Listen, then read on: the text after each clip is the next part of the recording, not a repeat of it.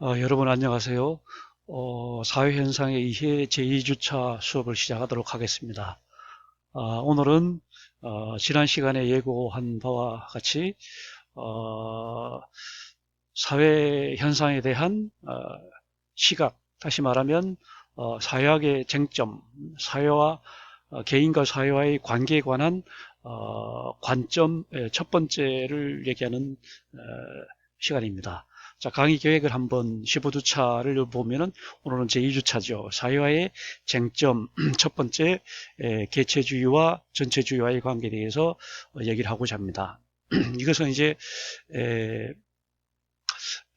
다시 말하면 사회현상에 대한 접근 방법, 그러니까 사회현상에 대한, 다시 말하면 사회화에 대한 접근 방법 네 가지죠. 그러니까 오늘 이제 사회화의 장점 첫 번째, 개체주의와 전체주의와의 관계에 대해서 공부를 하고, 그 다음 주 3주 동안 이어서 두 번째 쟁점, 기능주의와 구조주의와의 관계, 그 다음에 세 번째 쟁점, 계약설과 투쟁설과의 관계, 그 다음에 네 번째 마지막 쟁점, 공리주의와 정의론과의 관계, 이 네 가지를 이제 나누어서 공부하는 시간이 되겠습니다. 자, 오늘은 그 이제 첫 시간으로서 개체주의와 전체주의에 대해서 공부를 하고자 합니다.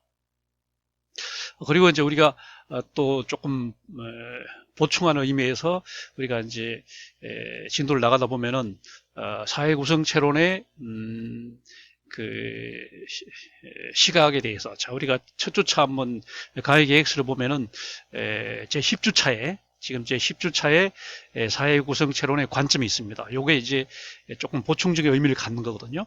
지금 이제 우리가 얘기했던 요 네 가지 쟁점 외에도 또 조금 보충적 의미를 갖는 게 한 6가지 정도의 또 관점이 있을 수 있어요.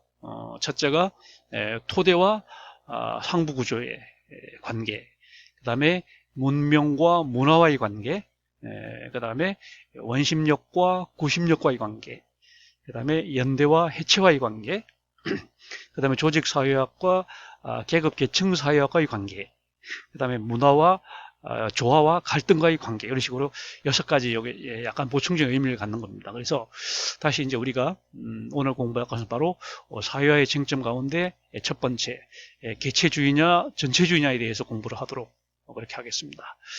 그 다음에 이제 자, 그래서 우리가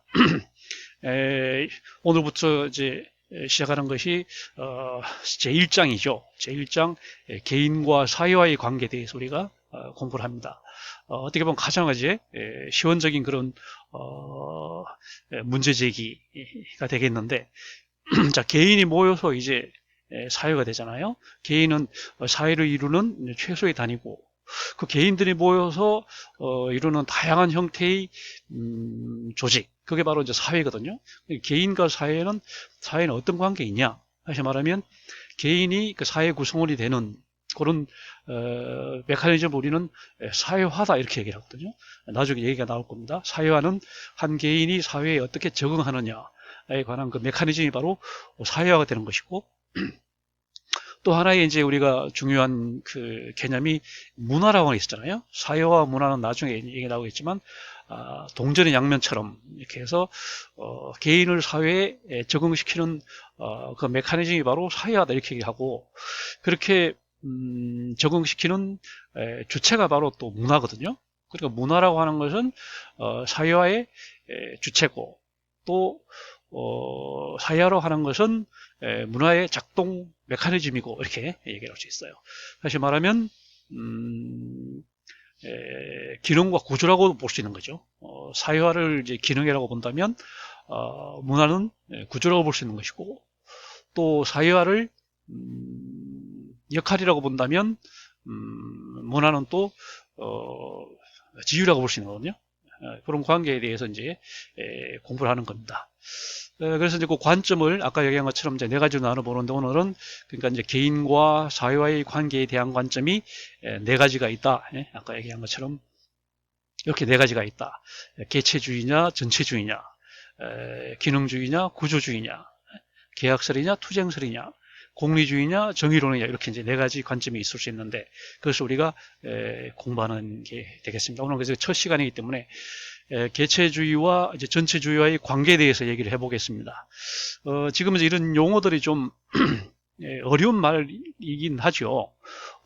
용어로 이렇게 표현해 봤을 때는 상당히 좀 어려운 말이다 이렇게 얘기할 수 있지만 우리가 이제 늘 일상생활 속에서 우리가 경험하고 이제 겪는 그런 사회관계이기 때문에 사실 그 실체 본질에 들어가 보면 그렇게 어려울 게 없어요. 다만 용어로 표현하다 보니까 개념화된 그런 전문 용어로 표현하다 보니까 이게 조금 어렵다 이렇게 생각하지만 그 내용에 들어가 보면 우리가 전혀 어려울 게 없고 특히 여러분들이 이제 초중고등학교 때 이런 내용들을 다 사실은 조금씩은 다 공부를 해왔거든요. 그러니까 이제 특히 고등학교 때는 이제 이런 내용들이 다 여러분들이 공부한 내용들인데 다만 이제 여러분들이 주입식으로 입시 교육을 받다 보니까 이 문제에 대해서 그냥 짚어보지 않고 깊게 생각하지 않고 이렇게 지나간 부분들을 다시 한번 우리가 이제 본질적인 내용부터 짚으면서 보다 더 내면하고 이제 좀 사고 생각을 해보면서 우리가 이제 보다 뭐랄까요 말 그대로 지식화 하는 그런 부분이다 이렇게 보면 될 것 같아요. 자, 먼저 그래서 개체주의와 이제 전체주의 이렇게 자, 이거는 뭐 한마디로 얘기하면 개인이 이제 개체라면 사회는 이제 전체거든요. 개인이 모여서 사회가 되듯이 개체가 모여서 이제 전체가 되거든요. 자, 그래서 우리는 결국은 이제 어떤 게 더 중요하냐 이런 얘기죠. 사회를 구성하는 개인이 중요하냐 아니면 개인들이 모여서 구성하는 사회가 중요하냐 어떻게 보면 닭이 먼저냐 계란이 먼저냐 이런 이제 논쟁이 되겠습니다. 다시 말하면 개체주의라고 하는 것은 역시 사회를 구성하는 최소 단위가 개인이기 때문에 개체이기 때문에 그 개체 각 개별 하나하나의 개체의 속성이 중요한 것이다. 그렇게 보는 게 개체주의라는 시각이라면 반대로 전체주의 시각은 그게 아니고 우리 사회 사회학을 한 것은 우리 이제 자연적인 그런 이제 물질과 다르게 구성하고 있는 부분들로서는 설명할 수 없는 전체적인 뭔가가 있는 것 같다라고 이제 주장하는 것이 이제 전체주의 입장이거든요. 다시 말하면 이제 부분 쪽에 이제 주안점을 두는 것을 개체주의라고 한다면 전체에다가 이제 초점을 두는 것이 전체주의다 이렇게 이제 얘기할 수 있습니다. 그래서 우리는 이제 이것을 조금 어렵게 여기서는 방법론적 개체주의냐 아니면 전체주의냐 이렇게 이제 또 얘기할 수 있는 거고 개체주의란 말은 이제 영어에 individualism이라는 거고 전체주의라는 것은 wholeism이죠.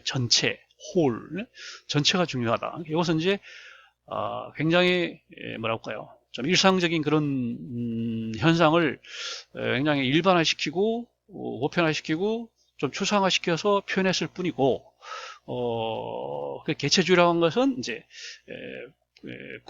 전체를 구성하는 각 개체가 역시 개체의 속성이 중요한 것이다 이렇게 보는 게 개체주의라고 하는 거고 전체주의는 그런 것이 아니라 각 그 구성적인 개체로 설명될 수 없는 전체에 뭔가 있다라고 얘기하는 것이 전체주의거든요. 자, 그래서 이것은 개체주의라고 하는 것은 기본적으로 이제 분석을 중시하는 거죠. 분석. 자, 분석이란 말은 부분을 전체로 쪼개는 것을 분석이라고 이렇게 하거든요. 분석이라고 한다. 그래서 영어로 말하면 이제 어널리시스다. 한문으로 말하면 나눈다는 거, 분석한다는 거고, 분석한다는 거죠. 그러니까 이제 우리가 주로 자연과학에서 이제 많이 쓰는 방식이 바로 분석하는 방식이죠. 전체를 구성하는 이제 각 부분들, 공기를 구성하는 산소와 이산화탄소와 질소 이런 것들은 이제 나눠서 보잖아요. 그리고 완성차를 구성하는 자동차의 각 부품들 이런 것들을 이제 중시하는 것이 분석이고 의과대학에서 이제 사람 몸을 이제 각 부분으로 쪼개는 해부 같은 거 이런 것이 이제 분석이라고 한다면 그 반대말은 이제 종합이라고 하는 거예요. 종합. 나눠져 있는 것을 다시 하나로 묶는 거 이거를 종합이다 이게 자 그러니까 영어로 분석은 어널리시스 종합은 신세시스 이렇게 이제 구분합니다. 그래서 개체주의는 이제 분석을 중시하는 특히 이제 자연과학 쪽에서 특히 이제 분석화학 쪽에서 분석화학 쪽에서 이제 중시하는 그런 입장이 되겠고, 종합은 반대죠. 총체적인 것이 중요하다라고 하는 것입니다. 그래서 개체주의는 분석이 중요하다. 전체주의는 종합이 중요하다. 이렇게 이제 보는 관점이고요. 그 다음에 의과대학에서 이제 말하자면은 분석은 다시 말하면 인체를 그 구성적인 각 장기 뭐 이렇게 쪼개는 것을 이제 뭐라고 하냐면 해부학이라고 하냐. 해부학 나눈다는 거죠. 해부학. 해부학이라는 것은 영어로 하면 이제 애너토미라고 하냐. 쪼갠다고 하는 거죠. 그래서 우리가 이제 외과대학에서 이제 그 공부를 해서 하나의 그 기초의학 중에 하나가 이제 고학년 과정에서 이제 꼭 실습해야 되는 게 바로 해부학 실습이죠. 그래서 인체를 이제 그 구성적인 각 부위별로 각 장기별로 이제 쪼개는 것을 해부학이라고 이렇게 얘기를 합니다. 그래서 해부학 실습을 하게 되면 이제 인체를 구해서 되게 사체죠. 뭐 교통사고나 뭐 이렇게 이제 그런 사체를 이제 기증받아서 그것을 이제 쪼개는 겁니다. 다 이제 손가락부터 시작해서 발가락 뭐 모든 우리 몸의 부위들을 더 이상 쪼갤 수 없을 만큼 이제 쪼개는 것을 우리는 이제 해부학이다 이렇게 얘기를 하는 거고, 반대로 이제 그렇게 쪼개진 각 부분들을 서로 이제 결합을 시켜서 다시 완성된 인체로 다시 만들어내는 해부했던 그런 손가락, 발가락, 그다음에 눈에 뭐 각막, 뭐 수정체 뭐 이런 것들 다 이제 다시 꿰매어서 다시 완성된 인체로 감쪽같이 다시 이제 만들어내는 것을 우리는 봉합이다 이렇게 봉합이라는 것을 해부를 하게 되면 반드시 이제 봉합을 하게 됩니다. 해부학 실습을 하면 다시 각 그 부분들을 이제 다 꿰매 갖고 완성된 인체로 이제 완전히 감쪽같이 만들어 놓은 다음에 그 유가족들에게 이제 공개를 하죠. 그러고는 이제 정식 장례를 치르고 뭐 화장을 하고 뭐 이렇게 가는 거거든요. 그래서 개체주의 입장에서는 주로 이제 해부 쪽에다 해부학 쪽에다가 관심을 두는 거라면 전체주의는 아닙니다. 봉합이라는 거죠. 자, 이 관계에서 보면은 우리 사람 몸을 이렇게 각 부분으로 쪼갤 수가 있고, 또 각 쪼개진 각 장기들, 각 지체들을 하나로 모아서 또 인체가 완성적인 인체로 이렇게 봉합을 할 수도 있지만, 그게 정확하게 등식이 성립하느냐, 거기에 대해서 이제 우리는 성립하지 않는 거죠. 생명이라고 하는 그 현상이 서로 이제 가역적인 관계가 안 되는 겁니다. 해부를 하면 생명이 떠나게 되죠. 생명이 떠나게 되는 것을 봉합을 한다고 해서 다시 생명이 돌아오지 않는 그런 관계에 있다 이렇게 얘기할 수 있는 것이고요. 그 다음에 하나가 이제 이 가역성과 이제 비가역성 관계입니다. 이 가역성이라고 하는 것은 말 그대로 reversibility, 그러니까 다시 되돌아갈 수 있다는 얘기죠.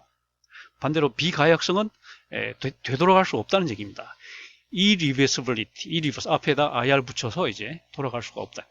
다시 말하면 개체주의 입장에서는 이 가역성을 중시합니다. 수소와 산소가 결합이 돼서 물이 되지만 다시 물이 분해가 되면 수소와 산소로 돌아갈 수 있는 것, 서로 왔다 갔다 할 수 있는 산소와 그 다음에 탄소가 결합해서 이산화탄소가 되고 다시 이산화탄소가 분해돼서 탄소와 또 산소로 이렇게 서로 돌아갈 수 있는 것을 우리는 가역성이다 이렇게 가역성.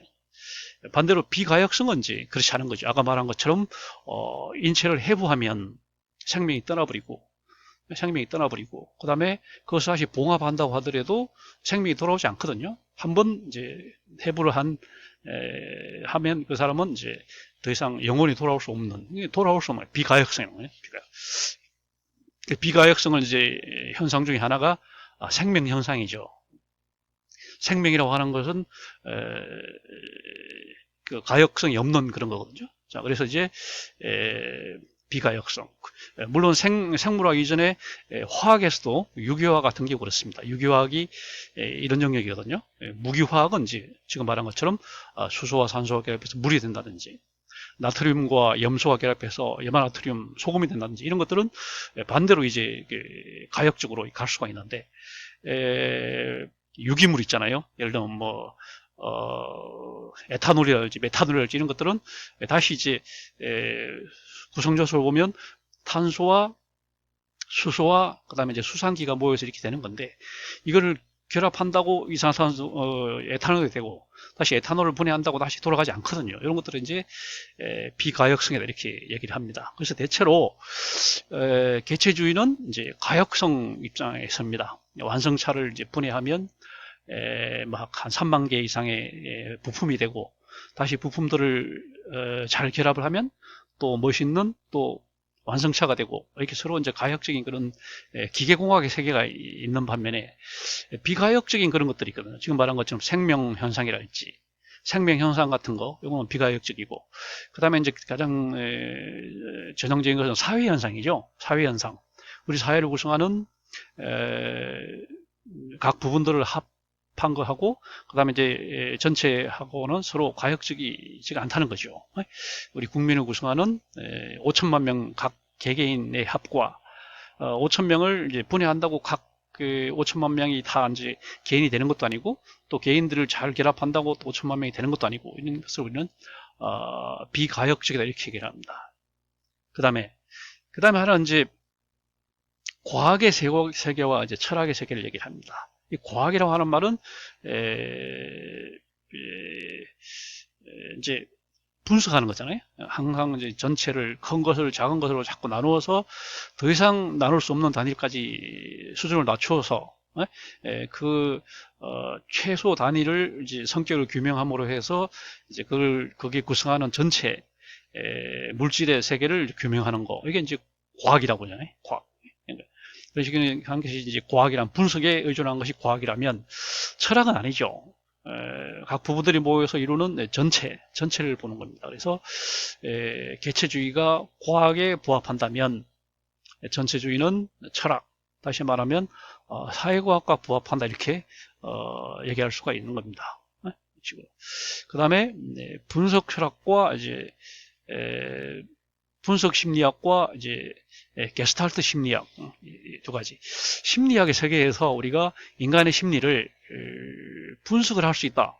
인간의 어떤 그 분석을 해서 그 사람의 뭐 열등감, 우월감, 뭐 이런 식으로, 아니면 그 사람의 능력을 지성, 감성, 뭐 이런 식으로 구분을 하고, 지성 중에서도 기억력, 분석력, 뭐 종합력, 뭐 예측력 이런 식으로 이제 나눠서 접근할 수 있다. 라고 이제 보는 것이 분석 철학이잖아요.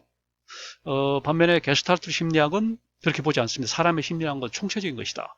분석을 해서 볼 수 있는 것이 아니고 총체적으로 파악을 해야 된다는 거죠. 사람이 되게 지능이 우수하다. 그러면 기억력, 분석력 이런 게 다 뛰어난 것이고, 지능이 떨어진다 그러면 다 떨어진다는 거지, 한쪽만 뭐 이렇게 될 수가 없다. 그러니까 인간의 심리 구조는 전체적인 거기 때문에 각 개체별로 이렇게 분석을 해서는 안 된다라고 얘기했던 게 이제 게스탈트 심리학 아닙니까? 그래서 우리 현대 심리학은 이제 칼 융이 주도하는 이제 분석 철학이 현재는 주류를 이루고 있지만,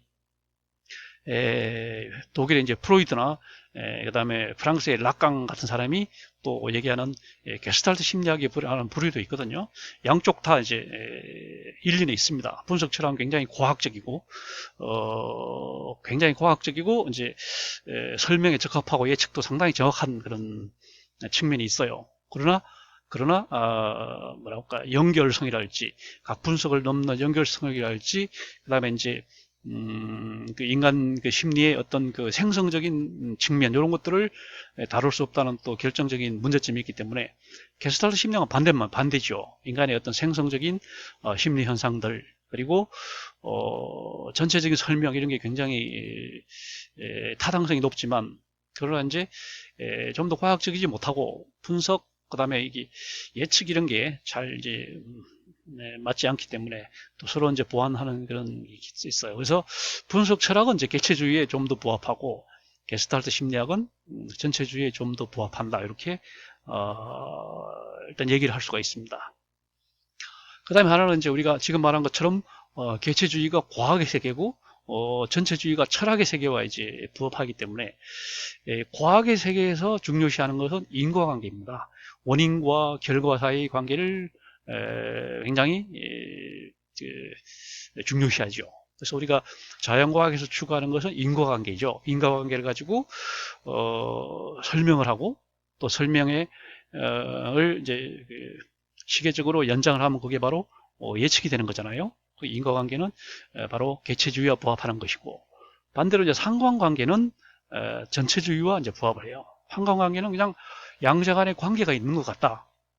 어느 게 원인이고 결과인지는 모르겠지만 관계가 있는 것 같다라고 말한 것이 이제 상관관계죠. 좀 더 뭐랄까, 상관관계는 그냥 단지 관계가 있다. 단지 예를 들면 뭐 사회 현상에서 뭐 물가 수준과 실업률과의 관계, 요거는 상당히 관계가 있는 것 같다. 뭐 이자율과의 관계, 이런 것들은 어떤 게 원인이고 결과인지는 모르겠지만 물가 수준하고 실업률과는 밀접한 관계가 있는 것 같다. 그러니까 이제 사회과학이 추구하는 것은 기껏해야 이제 상관관계 정도, 수요와 공급은 서로 관계가 있는 것 같다. 어떤 게 원인이고 결과인지는 모르겠으나 관계가 있다. 이런 건 이제 상관관계라고 하는 거고, 원인과 결과가 분명한 거, 비가 와서 한강의 수위가 높아졌다. 비가 온 게 원인이고 한강의 수위가 높아진 게 결과고, 이런 식으로 원인과 결과가 확인한 거, 이게 이제 자연과학의 세계죠. 수소와 산소가 결합됐기 때문에 물이 나왔고, 원인과 결과가 분명한 거, 이게 이제 인과관계입니다. 물론 여기서 이제 한 단계 더 나아가면 함수관계가 되는 거죠. 함수관계가 되면 이제 원인과 결과뿐 아니라 서로 사이에 계수를 할 수 있는 그런 이제 함수관계라고 하죠. 그래서 수학이 추구하는 세계가 바로 함수관계입니다. 다시 말하면 철학의 세계가 어떤 우연적인 세계, 좀 약간 뭐 그런 세계라고 한다면 사회과학이 추구하는 세계는 상관관계를 규명하는 세계다, 이렇게 그렇습니다. 자연과학이 추구하는 세계는 인과관계를 규명하고자 하는 것이다. 그러나 수학이 추구하는 것은 함수관계, 정확한 계수, 상수를 가지고 x가 값이 얼마로 주어질 때 y 값이 얼마인지를 정확하게 찾아내는 것이 함수관계이기 때문에 그런 서로 뭐랄까 추구하는 그런 관계들이 있거든요. 그래서 개체주의는 주로 이제 인과관계가 이제 부합하는 것이고, 전체주의는 상관관계, 기껏해야 상관관계, 관계가 있는 것 같다 하는 뭐 그 개연성, 뭐 개연관계를 넘어서서 상관관계죠. 철학의 세계가 이제 개연관계라면 우리 사회과학은 상관관계고, 자연과학은 인과관계고, 그리고 함수관계는 이제 수학의 세계고, 이렇게 얘기해 볼 수가 있습니다. 자, 그래서 좀 더 나누어서 우리 한번 보면은, 이 개체주의라고 하는 것은 지금 말한 것처럼 자연과학과 잘 부합하고 있다. 특히 분석 그 화학 쪽에서, 물리학 쪽에서 그렇죠. 비행기가 이륙했다. 그럼 비행기의 에너지, 뭐 효율, 하여튼 그걸 쪼개거든요. 비행기가 이륙했을 때 거기에 모든 측면을 다 무시하고 거기에 투입된 이제 연료량과 그다음에 비행거리를 나눠 갖고 이제 뭐 효율성을 따지고 하는 거. 그러니까 모든 것이 이제 자연과학은 이와 같이 전체적인 것을 이제 부분적인 것으로 이제 환원시켜서 그것을 가지고 이제 그 부분을 가지고 이제 전체를 다시 추론, 연역을 하는 그런 틀을 담는 것이 바로 자연과학이다, 자연과학. 그래서 자연과학은 철저하게 개체주의 입장에 선다, 이렇게 얘기할 수 있어요. 지금 말한 것처럼 물리학이나 기존의 어떤 무기화학 세계에서는 철저하게 개체주의에서요. 그러나 이제 자연과학에서 좀 더 이제 고차원적인 화학에 가서 예를 들면 유기화학의 세계에 간다든지, 유기화학이 좀 더 이제 진화된 형태, 다시 말하면 이제 그 생화학 쪽에 들어가면은 생물과 유기화학 세계가 이제 모호해지잖아요. 그런 세계에 들어가면 이 개체주의만 갖고 설명하기는 상당히 힘든, 다시 말하면 생명현상이라고 하는, 아니면 생명현상에 버금갈 수 있는 그런 현상들이 많기 때문에 개체주의는 유기화학이나 생물학에서는 좀 적용되기 힘들지만 대체로 자연과학에서는 개체주의 입장에 서 있다, 이렇게 얘기를 할 수가 있습니다. 그리고 이것을 이제 도식으로 표현해 보면 개체주의는 전체라고 하는 것은 각 부분의 시그마 플러스 제로다 이렇게 얘기할 수 있어요. 각 부분을 합치면 그게 바로 전체다. 부분으로 설명될 수 없는 전체란 건 없다. 이런 식으로 이런 식으로 다시 말하면 플러스 제로잖아요. 플러스 제로 더 이상 상수가 없다. 상수가 없다 이렇게 이제 얘기하는 게 바로 개체주의입니다. 반면에 이제 전체주의는 반대죠. 나와 있는 것, 도식으로 나와 있는 것처럼 전체라고 하는 것은 부분의 합 플러스 알파단 거죠. 전체라고 하는 것은 부분의 합으로 설명될 수 없는 뭔가가 있다. 뭔가가 있다. 알파가 있다. 알파 값이란 거죠. 이 알파 값이 플러스가 될 수도 있고 마이너스가 될 수도 있고 0이 될 수도 있죠. 0이 되면 그거는 이제 개체주의가 되는 거고, 그러나 여기 알파라고 하는 것은 0이 아니라는 전제하에 다시 말하면 부분으로 설명될 수 없는 전체에 뭔가가 있다. 여기서 우리는 알파는 생성적인 겁니다. 부분들이 결합함으로써 설명될 수 없는 어떤 새로운 생성적인 거.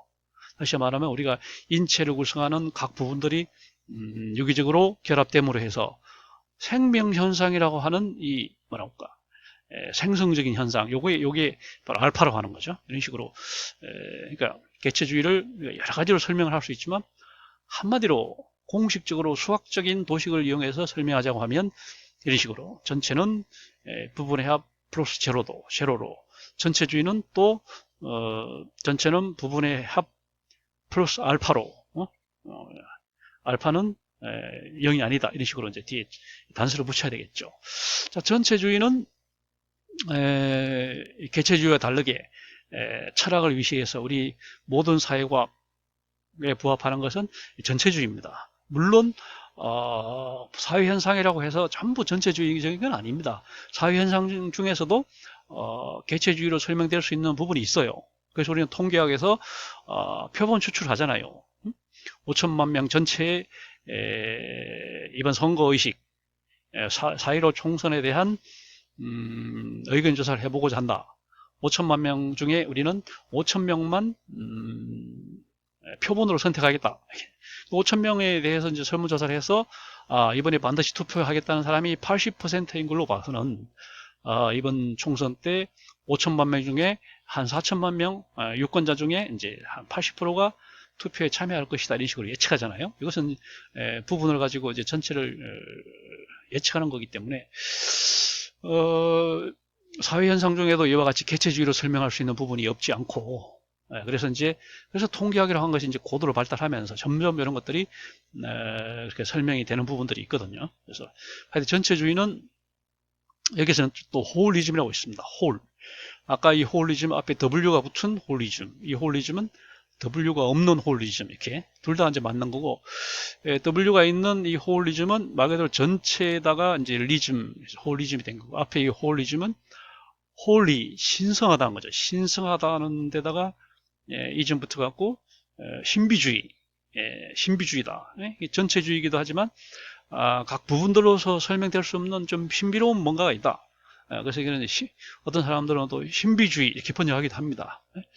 그러니까 이제 개체주의를 방법론적 개체주의라고 그러고 이것을 방법론적 신비주의 또 이렇게 대비하는 경우도 있지만 뭐 뜻은 의미는 비슷하다고 이렇게 볼 수 있어요. 그 다음에 이제 자연과학 중에서 아까 얘기한 것처럼 이제 좀 고급 물질들, 고분자 물질들, 하여튼 뭐 합성에 의한 유기화학적인 그런 물질들 이런 것들은 이제 또 개체주의로 설명되기가 어려운 부분들이 있습니다. 그래서 유기화학과 생물학의 세계는 전체주의에 속한다 이렇게 얘기할 수 있겠습니다. 그 다음에 이제 참고 문헌을 좀 소개를 하겠습니다. 여러분들이 이제 중간 시험 볼 때까지 리포트를 내야 되는데 그 읽어야 할 책들 중에 이제 이런 책들입니다. 첫째로 이 부분과 전체라고 하는 책이에요. 이게 이제 독일 책인데 독일 책으로 이제 번역이 돼 갖고 부분과 전체에 관한 이제 책입니다. 이 책은 이제 화학의 책이기 때문에 화학의 세계가 이제 아까 얘기한 것처럼 그 개체주의를 가장 이제 신봉하는 세계가 화학의 세계이기 때문에 화학의 세계는 부분과 전체가 일치를 하죠. 부분을 합치면 그게 바로 전체가 됩니다. 그래서 이 책의 저자도 물론이고 이 책의 번역자도 화학자입니다. 화학자이기 때문에 이쪽은 자연과학에서 말하는 개체주의 세계를 이해하기 좋은 책이다. 이 책은 굉장히 이제 좋은 책이죠. 좀 어렵긴 하지만 좋은 책입니다. 여러분 한번 뭐 읽어보면 좋겠고요. 그 다음에 하나는 부분과 전체의 복합성에 대한 그런 또 책이 있어요. 부분이 중요하냐, 전체가 중요하냐, 뭐 이런 책도 있고, 그 다음에 부분의 합은 전체인가? 라는 책도 있어요. 이런 책도 있고, 그 다음에 원서도 있고, 자, 보면은, 방법론적 개체주의에 관한 얘기가 있잖아요. 자, 그렇습니다. 그래서 이 책들 중에 여러분 하나 읽고, 뒤에 계속 설명할 겁니다. 계속 참고문들이 소개될 거예요. 중간 시험 때까지. 그럼 그때까지 이제 여러분들이 가장 관심 있는 책을 읽고 한 5페이지 정도로 F5페이지 10포인트 크기로 표지까지 해서 한 5페이지 내외로 해서 중간 시험 때까지 이제 발표하는 겁니다. 자, 이 내용들을 이제 봤는데 이것을 이제 한번 정리를 한번 이렇게 해보겠습니다. 자, 한 5가지로 첫째, 자연과학과 이제 사회과학에 관한 얘기죠. 자연과학과 사회과학. 이는 이제 여러분들이 사실 고등학교 때 문과를 간 학생들은 이제 정치경제하고 이제 사회문화를 공부했을 거예요. 그 사회문화라는 과목에서 사실 이 문제를 다루거든요. 자연과학과 사회과학 이걸 다루는데 이게 내용이 너무 이제 평이하게 진행이 써 있다 보니까 그 다음에 이제 수능 시험에 크게 반영도 안 되다 보니까 이게 뭐 별로 중요시 취급이 안 됐지만 사실은 우리 이 과목에서 굉장히 중요한 그런 핵심 분류법이죠. 우리가 공부하는 것들을 크게 나누면 이제 자연과학과 사회과학으로 나눌 수가 있겠다. 물론 인문학도 있고 예술 미학도 있고 뭐 여러 가지 학문이 있지만 크게 나누면 우리는 자연과학과 사회과학을 이제 나눠볼 수가 있는 건데 자연과학은 말 그대로 자연현상에 관심을 갖는 그런 학문을 묶어서 우리는 자연과학이라고 합니다. 뭐 물질의 현상, 뭐 물리, 뭐 어떤 성분과 어떤 변화에 관한 현상, 화학, 그다음에 생명체의 어떤 현상들, 뭐 생로병사, 뭐 이런 걸 다루는 게 이제 생물학, 이런 순수 자연과학이 있고 그걸 좀 더 응용해 갖고 이제 뭐 기계공학, 전기전자공학, 뭐 화학공학, 다양한 또 공학 있잖아요. 이런 것들 다 묶어서 우리는 자연과학이라고 그러는데. 이 자연과학은 자연현상을 관심 대상으로 하는 일체 학문을 우리는 자연과학이라 이렇게 얘기를 하고 반면에 이제 사회현상이죠. 사회현상에 대해서 관심을 갖는 학문을 우리는 사회과학이다 이렇게 사회과학. 자연현상은 뭐 저절로 인간이 개입하지 않아도 저절로 이제 진행이 되는 그런 현상을 자연현상이라고 하잖아요. 해가 아침에 떠서 저녁에 지고 봄이 지나면 여름이 오고 이렇게 하는 게 이제 사람이 늙으면 죽고 이런 것도 다 자연현상입니다. 이런 데 관심을 갖는 것이 자연과학이라면 사회과학은 사회현상이죠. 우리 사람들이 자라나서 친구를 사귀고 결혼을 하고 애를 낳고 학교를 다니고 취직을 하고 뭐 이렇게 이런 현상들 이런 거 다 이제 인간이 어떤 의지나 인간의 어떤 개입으로 이제 빚어지는 현상들을 우리는 사회현상이라고 하는데 이와 같이 자연현상과 사회현상은 이제 개념적으로 이렇게 구분할 수 있어요. 현실적으로는 상당히 이제 섞여 있고 하기 때문에 참 일목요연하게 이렇게 나누기는 쉽지 않고 특히 사회현상 속에는 자연현상이 상당히 많이 들어가 있거든요. 그래서 사회현상을 이걸 잘 구분해서 본다는 게 힘들어요. 자연현상은 뭐 순수하게 자연현상입니다. 겨울이 지나고 이제 여름이 이제 봄이 오잖아요. 자연현상이죠. 이거 어떻게 사람이 해볼 수 없는. 그러나 사회현상은 이제 순수하게 사회적인 그런 것도 있지만 자연적인 현상도 좀 들어가 있기 때문에 참 구분하기 쉽지가 않아요. 자, 그래서 이제 자연과학과 사회과학은 바로 우리의 관심 대상의 차이다. 자연과학은 자연현상, 사회과학은 사회현상, 대상의 차이다 이렇게 얘기를 하는데 그러나 이렇게 대상은 다를지라도 그거를에 대한 우리의 접근 방법, 연구 방법은 같다. 한마디로 말하면 과학이란 과학적으로 접근하는 것이다. 자연과학도 체계적이고 어떤 엄밀한, 엄정한 그런 절차를 따르듯이 우리 사회과학도 보다 이 표준화된 그런 어떤 절차에 따라서 체계적으로 접근해야 되는 게 이제 사회과학입니다. 그래서 자연과학과 사회과학은 일단 대상면에서 확연하게 다르고 방법 면에서는 같다. 과학이라는 면에서는 같아요. 똑같이 우리는 과학적으로 접근을 해야지 주묵구구식으로 즉흥적으로 이렇게 돼서는 안 되고 체계적으로 접근한다는 점에서는 같지만, 그러면 그 체계적이라고 하는데 대해서 이제 정도의 차이나도 있지 않냐. 그래서 보편적으로는 체계적이다 이렇게 얘기를 할 수 있지만, 이제 좀 더 들어가서 보면 차이가 나거든요. 자연과학에서 물리학에서 말하는 체계적 접근하고 우리 사회학에서 말하는 체계적 접근은 둘 다 체계적 접근이기도 하지만 내용에 들어가 보면 상당히 다를 수밖에 없지 않냐. 그래서 우리는 보편성에 대한 계속 논란이 있는 거예요. 자연과학이든 사회과학이든 대상만 다를 뿐이고 방법론은 같아야 한다라고 하는 그런 보편성에 착안한 그런 입장이 있고, 반대로 자연현상과 사회현상은 벌써 대상이 서로 다르기 때문에 같은 체계적인 방법이라고 하더라도 그 방법이 같을 수는 없다라고 하는 또 이제 그래서 계속 논란들이 이제 진행이 되고 있는 거죠. 대상이 서로 다르다에 대해서는 다 동의를 하지만 방법에 있어서는 같아야 한다, 다를 수밖에 없다라고 하는 이제 계속 논란이 진행 중이다 이런 얘기를 하는 겁니다. 그다음 우리가 지금 이제 과학 철학이라고 하는 게 과학 철학, 과학이라고 하는 것도 어떤 철학적인 전제가 있거든요. 과학에서 중시하는 것이 실험과 관찰이잖아요. 네? 물리학에서, 화학에서, 생물학에서, 지구과학에서, 천문학에서 계속 실험을 하고 계속 관찰을 하고 이렇게 합니다. 그럼 뭐냐면 우리는 항상 이런 과학적인 절차는 항상 가설을 설정하고 실험이나 관찰을 하고 그걸 토대로 해서 우리는 어떤 법칙을 만들어내고 또 계속적인 또 법칙을 보완을 하고 이렇게 하는 것이 이제 과학철학이에요. 과학철학은 그러니까 인간의 그 경험주의, 우리 시각과 청각과 이런 감각에 의해서 어떤 증거를 가지고 실험과 관찰에 임하기 때문에 굉장히 그 우리 인간의 경험을 중요시한다는 거예요. 사변적인 그런 뭐 논리나 철학이 아니라 우리 감각으로 누구나 이제 수긍할 수 있는 그런 논리로 가야 된다라고 하는 것이 바로 과학 철학입니다. 과학 철학. 그냥 주먹구구로 가서는 안 되고 그런 엄밀한 절차를 거쳐야 한다. 이게 이제 과학 철학. 이런 과학 철학을 받아들인 것이 이제 사회과학 쪽에서 받아들인 입장을 우리는 실증주의라고 봅니다. 실증주의. 실증주의란 말은 영어의 포지티비즘, 다시 말하면 이제 적극주의죠. 긍정주의. 그러니까 자연과학의 그런 것들을 이제 긍정적으로 받아들인 주의다. 그래서 우리는 이거를 긍정주의 뭐 이렇게 얘기할 수 있는데, 이거를 이제 실증주의라고 번역하는 거죠. 말 그대로 실질적인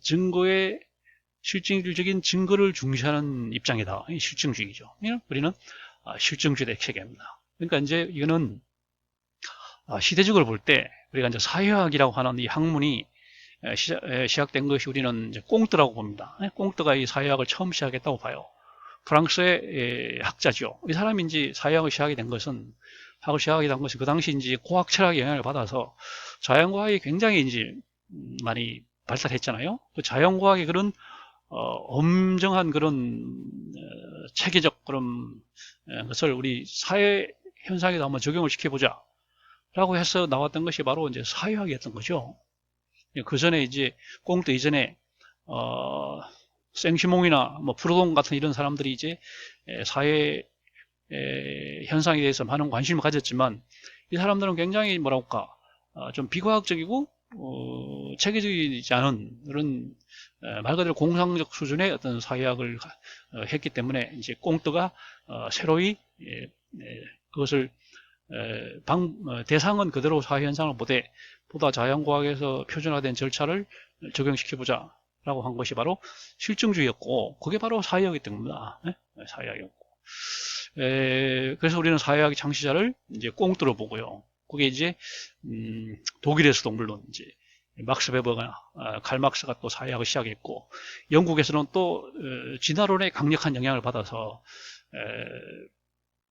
하버드 스펜서가 이제 사회 진화론을 중심으로 해갖고 또 이제 사회학을 시작한 거거든요. 그래서 이제 사회학의 기원이 나중에 이제 계속 나오겠지만, 프랑스에서는 꽁트로부터 시작이 됐다. 전 세계적으로 꽁트가 사회학의 선구자다 이렇게 이제 우리는 얘기를 하고, 그러나 이제 지류적으로 볼 때는 독일에서는 이제 막스 베버와 칼 막스라 사회학이 있었고, 영국에서는 스펜스로부터 시작하는 또 진화론적 사회학이 있었다 이렇게 얘기를 하거든요. 자, 그래서 이렇게 실증주의가 이제 등장하게 된 것은 그 당시 그 과학혁명이었어요. 근대의 문을 활짝 연 세 가지 과학적 그 발견과 발명이죠. 그게 바로 코페르니쿠스의 지동설, 그리고 아이작 뉴턴의 중력의 법칙, 그 다음에 우리 진화론, 이렇게 세 가지가 바로 과학혁명의 가장 중요한 그런 발견과 발명이었고, 이거를 이제 응용을 해서 이제 지동설에 이제 기초를 해서 그 다음에 중력의 법칙에 착안해서 그 다음에 이제 항해라고 하는 걸 항해를 할 수 있게 됐고, 그다음 항해 이제 그 엔진으로 동력이 된 것이 이제 제임스 와트의 또 전기기관이었고, 이렇게 해서 이제 과학의 문이 활짝 이제 열렸는데, 이렇게 해서 이제 사회학이라고 하는 것은, 자연과학의 영향을 받아서, 우리도 그러면 사회현상도 한번, 학문적으로 한번, 체계해보자. 이렇게 해서 등장한 것이 바로 사회학이었던 거죠. 나중에 이제 나오지만 경제학은 이제 반대했습니다. 경제학은 우리가 아는 영국에서 시작이 됐고, 영국에서 그 경제학 중에 하나가 이제 토마스 멜더스 같은 경우가 이제 전형적인데, 그 당시에 이제 문제 해결이었죠. 그 당시 이제 인구 증가, 인구 폭증으로 인해서 이대로 가면 식량은 이제 산술급수로 늘어나고 인구는 기하급수로 늘어나기 때문에 파국이 올 수밖에 없다. 이 문제를 해결하기 위해서 우리는 경제학을 해야 된다. 이렇게 해서 이제 토마스 멜더스가 이제 경제학을 창시한 거고, 그 다음에 이제 산업혁명으로 인해 갖고 많은 이제 사회 문제가 발생이 되잖아요. 뭐 수요 공급 현상 이런 것들이. 그래서 이제 아담 스미스가 또 경제학을 창시했습니다. 그래서 경제학은 처음부터 사회 문제를 해결하기 위해서 이제 시작이 됐던 문제 해결 중심적인 그런 학문이었던 반면에, 사회학은 그게 아니라 자연과학의 발달이 자연스럽게 이제 학을 이제 탄생시켰다 이렇게 얘기할 수 있는 거죠. 다시 말하면 사회 현상을 보다 과학적으로 접근해 보자 하는 것이 바로 실증주의였고, 그 연장선상에서 이제 사회학이 시작이 된 것이다 이렇게 얘기할 수 있습니다. 그 다음에 세 번째로, 자, 우리는 사회 현상이라고 하는 것은 지금 얘기했습니다만은 사회 현상의 과학적 측면이 있거든요. 사회 현상도 분명히 부분합적인 측면이 있어요. 각 개인이 우수해야 이제 조직도 우수해진다. 그래서 우리는 스포츠에 있어서 뭐 프로야구나 프로축구에서 왜 굉장히 비싼 돈을 투자해서 최고 선수를 스카웃하냐? 구성하는 선수들, 뭐 야구 같으면 9명, 축구 같으면 11명의 선수들이, 각 선수들이 우수하면 팀도 가장 우수할 것이다. 이런 전제하에서 이제 하는 거거든요. 꼭 그런 건 아니지만, 선수들이 우수하다고 해서 팀이 반드시 우승한다는 보장도 없고, 하지만 그래도 선수들이 우수하면 팀이 우승할 가능성이 높아지니까, 우리는 그러니까 다시 말하면 이제 부분합적인 그런 측면을 보는 거죠. 네? 그런 것도 있고, 그 다음에 아까 말한 것처럼 통계학이 발달로 인해서, 특히 이제 통계학이라고 하는 것이 구성원들의 어떤 균질성, 어떤 대표성 이런 것을 이제 전제를 하기 때문에 이제 표본 추출을 해서 그 표본의 어떤 모수, 어떤 통계치를 갖고 그 이제 모수를 추정할 수 있게 하잖아요. 그러니까 통계학이 이런 걸 해서 이제 사회 현상에도 이런 분명히 부분합적인 과학적인 측면이 있으니까 이런 것들은 우리가 과학적으로 접근하되, 그러나 이런 부분합적인 성격이 아닌 생성적인 측면들이 분명히 있기 때문에, 부분을 가지고 전체를 설명할 수 없는 그런 것들이 있기 때문에 우리는 또 그런 것을 중시한다는 거죠. 예를 들면 한 국가의 구성원들 각 인구의 합을 가지고 그 나라의 국가성을 설명할 수가 없잖아요. 이런 국가성과 그 국민의 어떤 성격이 약간 다를 수 있거든요. 이런 것들은 이제 그래서 우리는 이 두 가지를 이제 동시에 봐야 되고, 차라리 전자는 이제 과학적으로 추론이 가능하니까 우리가 과학적인 어떤 기법들만 활용하면 잘 알아내기 어렵지는 않아요. 그러나 다만 후자에 있어서 생성적인 측면을 알아내기 굉장히 힘이 들죠. 이런 것들은 이제 우리가 사회 현상에 이게 혼재해 있다 이런 얘기를 하는 거고요. 그 다음에 우리가 이제 지금 설명할 수 없는 비과학적인 생성적인 현상 중에는 뭐가 있냐? 이거는 이제 아까 말한 것처럼 유기화학에서 이제 생물하고 넘어갈 때 유기화학과 생물학을 딱 경계를 짓는 것이 바로 생명 현상이거든요. 아무리 단순하게 보이는 생명체라고 하더라도 아메바나 무슨 집신벌레 같이 이게 단순하게 보이지만 그런 생명체하고 굉장히 복잡하게 보이는 고분자 유기화합물 이런 것들이 있다고 하더라도 그 경계는 분명히 생명이, 아메바는 생명이 있기 때문에 훨씬 진화된 형태고, 복잡한 구조를 갖는 유기물은 복잡하다고 하더라도 그거는 생명 현상이 없는 거죠. 그래서 이런 그 구성적인 요소들만 갖고 설명할 수 없는 것 첫째가 바로 생명 현상입니다. 아까 말한 것처럼 전체를 부분으로 나눌 때 또는 이제 부분을 합성해서 이제 종합해서 전체가 될 때 그 설명할 수 없는 그런 이제 생성적인 게 바로 생명 현상이었거든요. 그 다음에 이제 정신세계. 정신세계는 물질을 갖고 구성적인 원소를 갖고 설명할 수 없는 게 정신세계고, 그 다음에 우리가 말하는 영과 혼의 세계도 과학으로 설명할 수 없는 그런 세계고요. 그 다음에 우리가 이제 그 물질을 이렇게 나눌 때 가장 이제 진화된 형체가 이제 생명체잖아요. 생명체. 아메바나 집신벌레만 해도 생명체거든요. 생명체고 직전 생명체보다 덜 진화된 단계. 이런 단계가 우리는 뭐 박테리아, 무슨 곰팡이 이런 단계거든요. 물론 박테리아, 곰팡이도 생명체죠. 그러나 또 박테리아보다 좀 덜 진화된 형태가 이제 바이러스잖아요. 바이러스. 유기물과 이제 생명체와 중간에 위치한 게 이제 바이러스고요. 그 다음에 바이러스는 또 일반 다른 유기물과 또 다릅니다. 그래서 이제 또 그 사이에 또 생겨나요. 바이러스하고 또 이 유기물하고 사이에 있는 걸 이제 바이로이드다. 바이로이드. 그 다음에 바이러스하고 박테리아 중간에 있는 거 박테로이드다.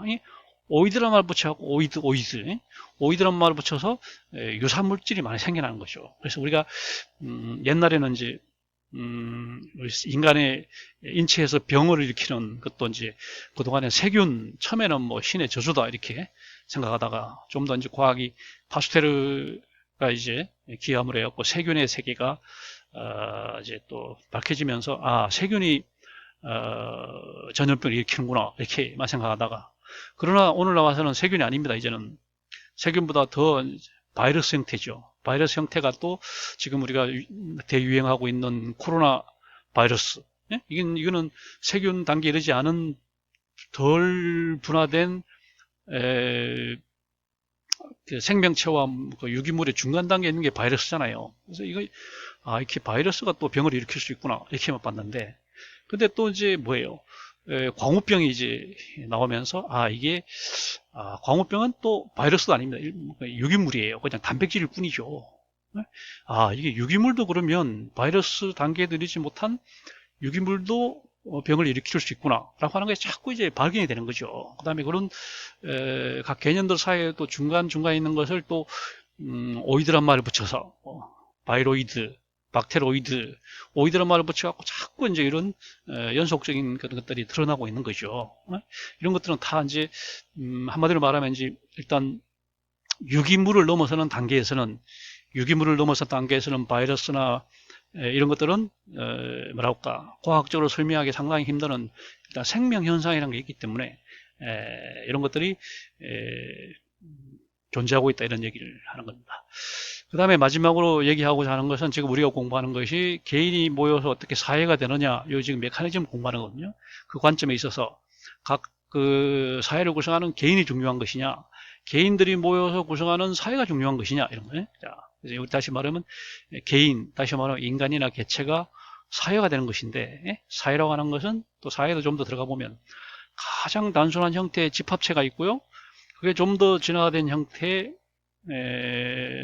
집단이 있고, 그게 좀 더 또 진화된 조직이 있고 제도가 있는 겁니다. 이런 것들을 우리는 다 묶어서 그냥 광의의 조직이라고 그래요.